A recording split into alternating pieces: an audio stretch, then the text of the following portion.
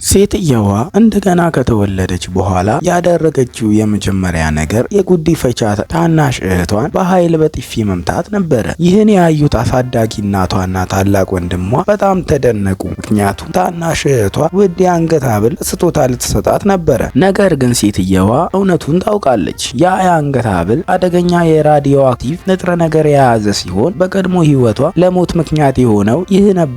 በቀድሞ ሕይወቷ ለቤተሰቡ ኩባንያ ያላትን ሁሉ አሳልፋ ሰታ ነበረ። ለመክሰር በተቃረበው ኩባንያ ሕይወት ዘርግታ አድነዋለች። ነገር ግን በመጨረሻ ቤተሰቧ በሀብታቸው ላይ ዓይን እንዳላት በመክሰስ እንደ እንግዳ አስተናገዷት። ከመሞቷ በፊት አሳዳጊ እናቷ በሚስጥር አንድ እውነት ነገረቻት። የጉዲፈቻ ታናሽ እህቷ የደረሰባት ከባድ ሕመም ምክንያቱ ያ የአንገት ሐብል መሆኑን አሳወቀቻት። በዚያን ጊዜ ብቻ ሴትየዋ የዓመታት መስዋዕትነቷ መጨረሻው ክህደትና ሞት መሆኑን ተረዳች።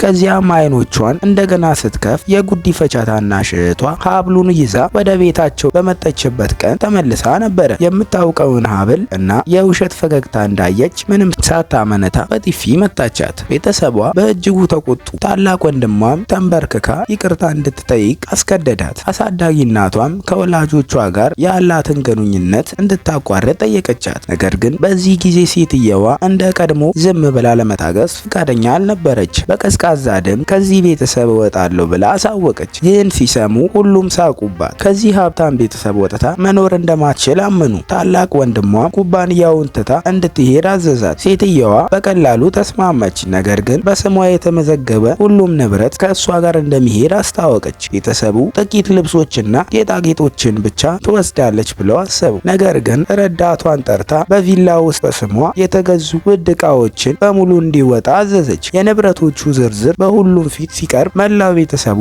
በድንጋጤ ቀረ። በዚያን ጊዜ ብቻ ኩባንያውና ቤተሰቡን በእውነት የደገፈው እሷ መሆኗን ተረዱ። ቢሆንም አሁንም እያሾፉባት አንድ ቀን ተመልሳ እንደምትለምናቸው ተናገሩ። ሴትየዋ ግን ወደ ኋላ ሳትመለከት ከቤቱ ወጣች። ከዚያም እውነተኛ ወላጆቿን ለማግኘት ወደ ከተማው አሮጌ ሰፈር አቀናች። በመጀመሪያ ድሃ ቤተሰብ ታገኛለች ብላ አስባ ነበረ። ነገር ግን የጠበቀችው ፈጽሞ አልሆነም። ወላጆቿ ደግና ቅን ሰዎች ነበሩ። እሷን እንዳዩ በደስታ አለቀሱ።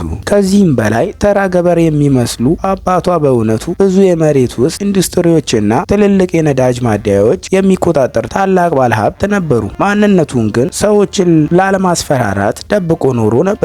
ብዙም ሳይቆይ ታላቅ ወንድሟ ሊያዋርዳት መጣ። አባቷንም ተራ የአትክልት ሻጭ ነው ብሎ አሾፈበት። ነገር ግን አባቷ በጥቂት ቃላት ብቻ በሚገባ መልስ ሰጥቶት በእፍረት እንዲመለስ አደረገው። በሌላ በኩል የጉዲፈቻ ታናሽ እህቷ እጅግ ባለጸጋ የሆነውን የቤተሰብ ኩባንያ ለማስደሰት ብዙ ገንዘብ አውጥታ ለፕሬዝዳንት የተዘጋጀ ውስን እትም ያለው ጌጣጌጥ ገዛች። እውነተኛዋን ልጅ በመተካት የቤተሰቡን እምነት እንደምታገኝ እርግጠኛ ነበረች። በዝግጅቱ ላይ ሁሉም የጉዲፈቻዋን ታናሽ እህት እያወደሱ ሳሉ ሴትየዋ ውብና የከፍተኛ ፋሽን ቀሚስ ለብሳ ገባች። ወዲያውኑም የሁሉም ትኩረት ሆነ። ሆኖም የጉዲፈቻዋ ቤተሰብ በመልኳ ብቻ ማንም አይሆንም በማለት ማሾፍ ጀመረች። ከዚያም ለኩባንያው ኃላፊ ያዘጋጁትን ውድ ስጦታ አሳይተው ይህ ስጦታ በእርግጥ እንደሚያስደምም ተናገሩ። ሴትየዋ ግን በእርጋታ ያ ሰው ይህን ስጦታ ፈጽሞ አይቀበልም አለች። ይህን ሲሰሙ ሁሉም ሳቁባት። እሷ ምንም እንደማታውቅ አድርገው ተሳለቁባት።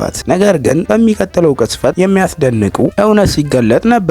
ሴትየዋ እውነታዋ የዚያ ሀብታም ቤተሰብ ኃላፊ ሆና ሲታወቅ ከጥቂት ቀደም ብለው ሲያሾፉባት የነበሩ ሁሉ በድንጋጤ ዝም አሉ።